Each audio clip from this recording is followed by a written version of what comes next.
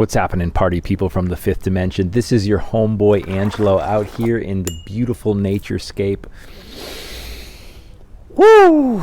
Feels good to be alive, baby. Feels good. It feels great. You know, God is good. God is great. We are here. We are abundant. Manifest every day. Abundance all around. Joy.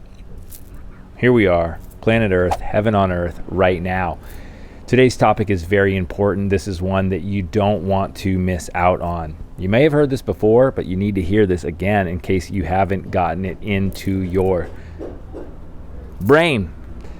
Organic, baby. Organic. Are you organic? Are you an organic human being? Are you living organically? Are you participating in your own existence organically?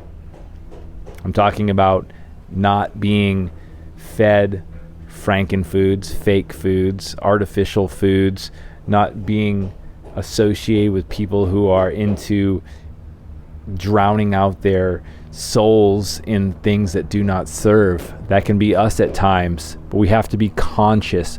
Meditation, meditative practices, daily exercise, moving the body, breath work. These are things that are non-negotiables that most human beings do not do.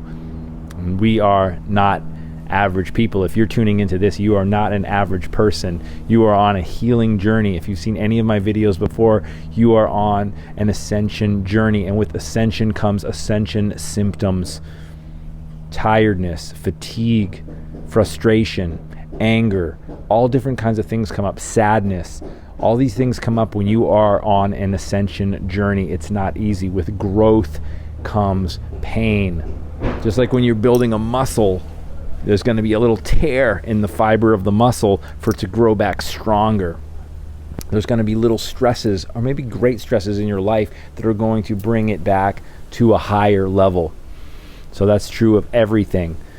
But when you get on the road to optimizing your health, that means eating organic and non-GMO foods. That means detoxifying your body. There's 3 non-negotiables in this system of health that I talk about. One is nourishment. You want to nourish ourselves with the most optimal, premium, and pure foods possible. If we can't find those, or we can't afford those, if that's one of your belief systems that you can't afford to sustain your health of your body, look at where you're spending money elsewhere. Your phone, your Netflix subscription, your television, your car, your body, your soul, yourself. CELLF should come first before anything else. Realize that you are the most important thing in your life is you. Without you, there is no you. So how can you not focus primarily on the growth, development, and love, care, and abundance of your own self? That being said, with nourishment, it's not just nourishment with food, it's nourishment with who we surround ourselves with. What kind of energies, what kind of information, what kind of insights do we surround ourselves with? Are we surrounding ourselves with positive people, people who are honest with us, people who want to see us thrive? Or are we surrounding ourselves with people that are just going to tell you what they think you want to hear, or something to keep you complacent? People are not looking out for your best interest, or people who want to keep you stuck at the level where they're at. Your growth is a threat to them. We all know that situation. Hopefully, we're not trying to keep somebody from their higher growth. We don't want people to keep us from our higher growth. So, nourishment, number 1. Number 2, detoxification. Detoxify yourself from things that do not serve. If it doesn't serve, eliminate it. Junk food, eliminate it. We know this. Have a hard time doing it sometimes if you have been doing it for a long time. Repetition creates habits. Habits create lifestyles. Lifestyles dictate the quality of life that we're going to live. So detoxify yourself from poisonous processed foods. Maybe it's skincare, beauty care, all that stuff that's full of parabens, aluminum, poisons. This also goes for people. Stay away from negative energy. Stay away from watching the mainstream news. Stay away from people who are living in fear all day long. People who are going to try to mandate you, to tell you how to live and who to be, and try to tell you, and you're just going to follow along. No, detoxify yourself from toxic people, toxic situations, and toxic foods. And the third is maintenance, baby. How are we going to maintain? We're going to maintain by creating some kind of pattern, some kind of habit, some kind of ritual. Bookend your days. I say this before, I say this again. Bookend your days. The way we want to have a good day tomorrow is by starting tonight.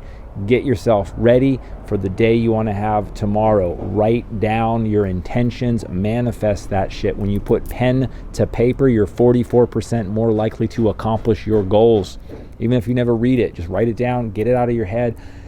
We've got so much going on inside our head all day long. It just runs around catabolically all day long. So we need to get that out, get it on a piece of paper, speak it into the universe, say it aloud, because if you're not even speaking it, it's all in here, it's going around. It's like, what do I do with it? It becomes overwhelming. It becomes frustrating. We want to get it out, we want to release it, and we want to let the universe take care of it, because as my friend Ralph Smart says, the universe is my bodyguard. God has my back. Have faith, trust in God, universe, source, whatever you want to call it. I call it God. You can call it universe, source, creator.